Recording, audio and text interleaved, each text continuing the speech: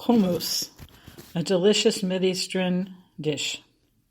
To make hummus, you will need 1 to 2 small cloves of garlic, 1 can of chickpeas, 15½ ounces, the juice of half a lemon, a small lemon, 1 to 1½ teaspoons of salt, could be slightly more depending on your taste, half a teaspoon, could be even up to a teaspoon of cumin, again depending on your taste, tahina.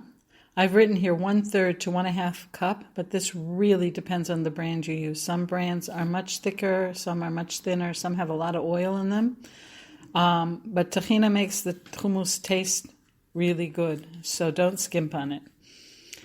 Water, I've written here 1/3 to 1½ cup. 1/2 cup, again, this really depends on the brand of tahina that you use. If your tahina is thicker or oilier, it will need more water. As you add the water, it'll start to get thicker. If you add way more water, it can start to get thinner. But the weird thing about tahina is at the beginning it makes an emulsion, so the more water you add up to a certain point, the thicker it gets. So you're going to need to adjust the water according to the brand of tahina. And it's really trial and error. Olive oil. Olive oil we add at the end. It enriches the flavor and it makes it smoother. It's a really fine addition, and it just makes the hummus taste more authentic.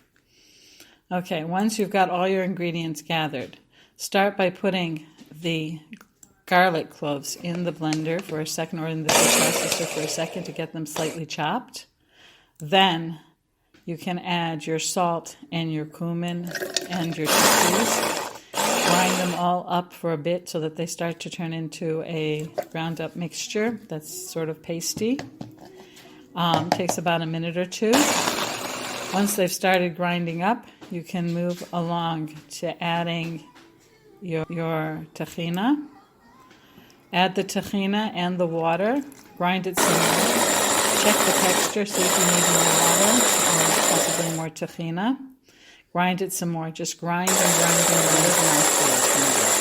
Keep grinding until you get a nice consistency that's not really, really thick, not like butter or cream cheese, and not watery like salad dressing, but just thick enough to spread around, but not to be lumpy and thick. At that point, you want to check your seasoning. You want to add your olive oil. Mix it up again. Double check the seasoning. See if it's just the balance you like. If it's not the balance you like, you can adjust it.